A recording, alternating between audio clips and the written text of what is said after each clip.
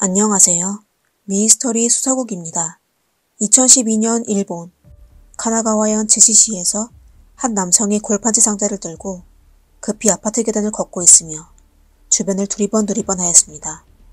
그때 한 회사원이 그의 옆을 지나쳤습니다. 그는 택배기사인 줄 알고 의문의 남성을 무심하게 지나쳤습니다. 회사원이 아파트 문을 나서자마자 비명이 들려왔는데 아까 본 택배 기사 쪽에서 나는 것 같았습니다. 회사원은 바로 소리가 난 곳으로 달려갔지만 이미 너무 늦었습니다. 한 여자가 가슴엔 날카로운 날에 꽂힌 채 바닥에 쓰러져 있었고 바로 전에 그 수상한 남자는 창문 밖으로 뛰어내려 목숨을 잃게 되었습니다. 신고받은 경찰은 바로 현장으로 달려가 그곳을 폐쇄하여 조사하기 시작했습니다. 분명 남자가 여자를 해친 후 건물에서 뛰어내려 스스로 목숨을 끊은 것으로 보였습니다. 피해자의 신원을 확인하는데 오랜 시간이 걸리지 않았습니다. 시바타 리에라는 여성이며 건물에서 뛰어내린 남자의 이름은 티하지메라고 했습니다. 두 사람은 한때 사귄 적이 있었는데 헤어진 지 이미 8년 후였습니다. 사건은 단순한 감정 싸움으로 인한 형사사건처럼 보였습니다. 하지만 경찰이 추가 조사를 하다가 사건이 숨막히고 소름 끼치는 사연이 숨겨져 있다는 걸 발견하게 되었습니다.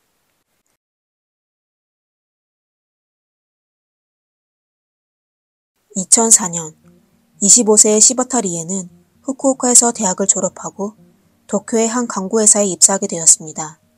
그녀는 쾌활한 성격을 가지고 있으며 스포츠를 좋아했는데 특히 배드민턴을 좋아하여 도쿄의 세타가야구 배드민턴 클럽에 가입하게 되었습니다.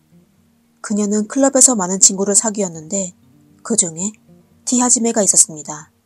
32세의 티하지메는 도쿄에 있는 사립여학교의 교사입니다. 그는 매너있고 여유로워 보였으며 또 행동이 성숙하며 재미있는 사람 같기도 했습니다.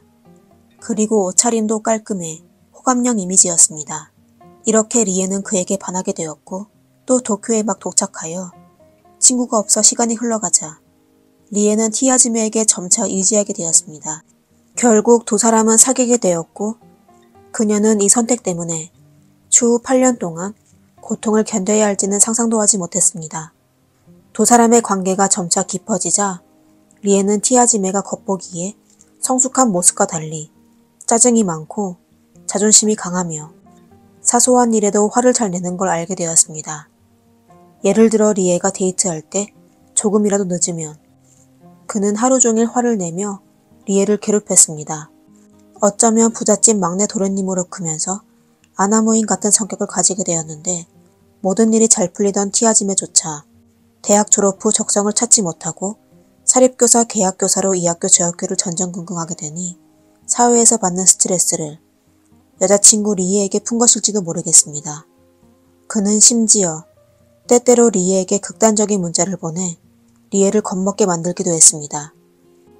애인이 공포의 대상이 되어버리자 리에는 그와 사귀며 행복한 적이 없었습니다. 하지만 그녀는 여전히 티하지메와 헤어지지 않고 관계를 유지하며 다른 사람들에게 본인이 무엇을 해야 할지 도움을 요청하기 시작했습니다. 그러다 그녀는 미요시라는 상담사를 만나게 되었습니다. 그는 리에의 고민을 들어주며 그녀의 기분을 풀어주기도 했습니다.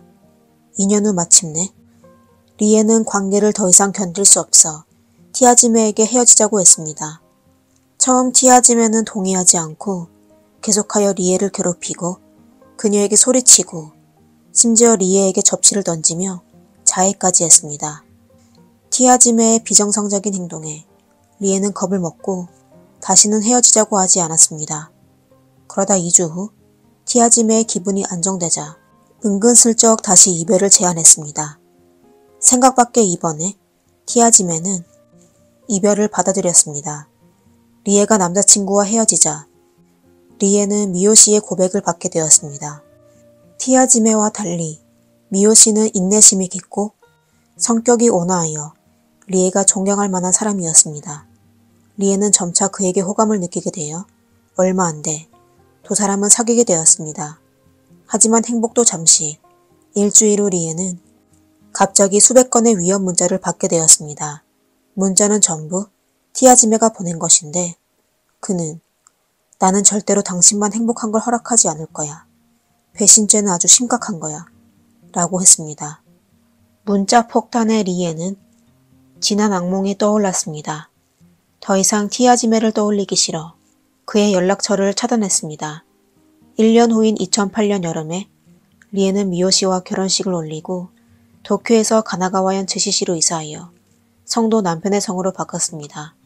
리에는 새로운 곳에서 새로운 이름으로 새 출발하니 티아지메의 연락처만 블랙리스트에 넣어 놓으면 완전히 인연을 끊고 새로운 삶을 살 수 있을 거라고 생각했습니다. 하지만 그때 티아지메는 리에의 행방을 미친 듯이 찾고 있었습니다. 그는 리에에게 메시지를 보내고 전화를 걸어 자신이 차단되었음을 알게 되었습니다. 그녀의 집에도 찾아가 보았지만 리에는 이미 이사간 지 오래였습니다. 티아지메는 분노에 빠졌는데 리에가 이사가 다시는 돌아오지 않을 거란 걸 확인한 후 매일 인터넷에서 리에에 대한 정보를 검색하기 시작했습니다. 두 사람이 헤어진 지 4년 후인 2010년 12월에 티아지메는 리에의 페이스북 계정에서 업데이트 소식을 발견했습니다. 그리곤 곧바로 100통이 넘는 협박 메시지를 보냈습니다. 알고 보니 리에는 결혼 이후 프리랜서 디자이너를 하게 되었는데 그녀는 항상 자기 작품의 가명을 사용해와 티아지메에게 들키지 않은 것이었습니다. 그러다 작품 홍보를 위해 또 고객과 연락하기 위해 그녀는 실명으로 페이스북 계정을 등록하여 작품을 업데이트하게 된 것이었습니다. 그 결정이 그녀에게 재앙을 가져올 것이라고는 전혀 상상도 하지 못했습니다.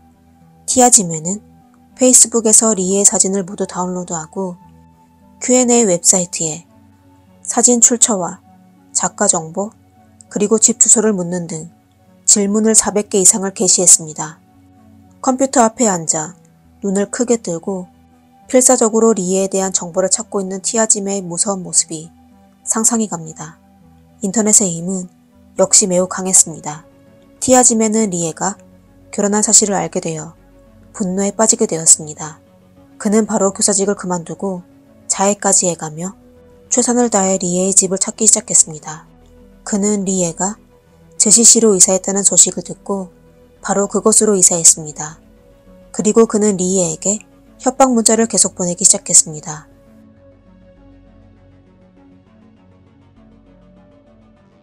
티아지메는 제시시로 이사한 후 매일 거리에서 리에를 찾기 시작했습니다. 그러다 어느 날 리에는 페이스북에 한 사찰회가 제사에 참여했다는 글을 올렸습니다.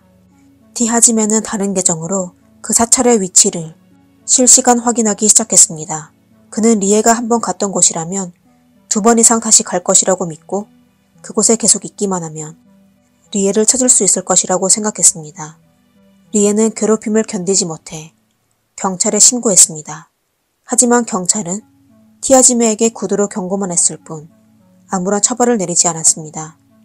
이에 티아지메는 더 분노하며 더욱 심한 복수를 결심했습니다. 그는 우선 리의 남편의 회사로 전화하여 만나자고 하고 또 데이트 어플에 리의 원래 이름과 다양한 사진을 업로드했습니다. 더욱 악질적인 건 리의 명의로 피자 100판을 주문하여 리의 오빠의 회사로 배달했습니다. 오랫동안 괴롭힘을 당하게 된 리에는 또다시 경찰에 신고할 수밖에 없었습니다. 충분한 증거에 경찰은 드디어 티아지메를 체포하여 그에게 징역 1년에 집행유예 3년 그리고 보호관찰 3개월을 선고했습니다. 리에는 이제 모든 게 끝났다고 생각했지만 이번 체포에 그녀는 결국 참변을 당하게 되었습니다. 티아지메의 공개 재판에서 경찰은 체포영장의 내용을 전부 읽었습니다. 다시 얘기하자면 경찰은 법원에서 티아지메의 앞에서 리에의 새 이름과 주소를 읽었습니다. 그건 티아지메에게 있어 정말 예상치 못한 놀라움이었습니다. 그는 그 자리에서 리에의 대략적인 주소를 적었습니다.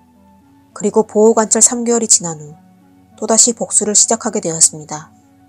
리에는 티아지메가 다시 보복할까봐 걱정되어 집 문 앞에 CCTV를 설치하고 우편물함에 적혀있는 성을 바꿨습니다. 주소를 찾지 못한 티아지메는 또다시 미친 듯이 협박 문자를 보내기 시작하여 불과 20일 만에 1089개의 협박 문자를 보냈습니다.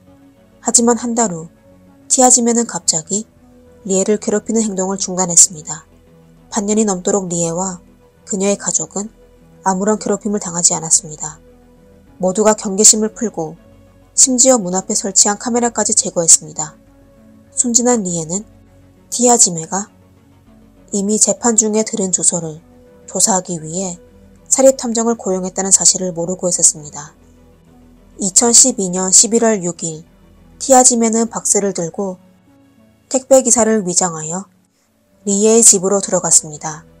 분노에 빠진 티아지메는 리에에게 왜 자신을 배신했냐고 질문하며 그녀에게 생명으로 대가를 치러야 한다고 하며 미리 준비한 날카로운 도구로 리에의 가슴을 찔렀습니다.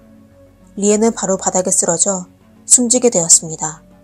복수에 성공한 티아지메는 리에와 지옥에서 만나 영원히 같이 있기 위해 창밖으로 뛰어내려 미친 복수를 마무리했습니다.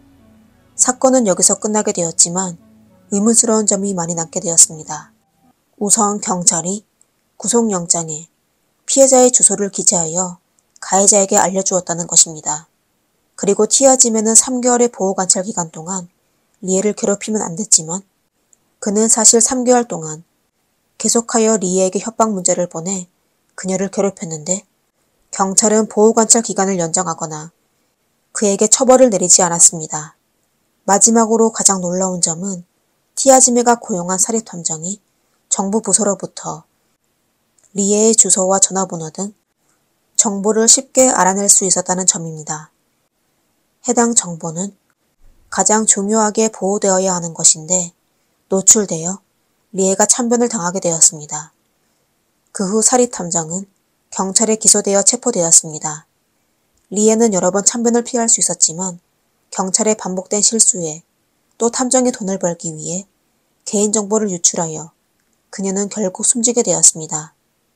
하지만 사건을 분석해보면 티아지메의 기형적인 생각이 두 가족을 고통에 빠지게 한 것입니다. 비정상적인 소유욕과 통제욕은 티아지메가 극단적인 선택을 하게 하였습니다. 건강한 사랑은 두 사람이 함께 성장하고 관리해야지 상대방을 묶어놓는 게 아닙니다. 여러분들은 좋은 사람을 만나 연애하시기를 바랍니다. 마지막으로 말씀드릴 건 요즘 SNS는 사생활이 그대로 노출됩니다. 최대한 개인정보를 공유하지 말고 경계심을 품고 자신을 잘 보호하세요. 오늘의 영상은 여기까지입니다. 영상을 재미있게 보셨다면 좋아요와 구독 부탁드리겠습니다. 감사합니다. 다음 영상에서 뵙겠습니다.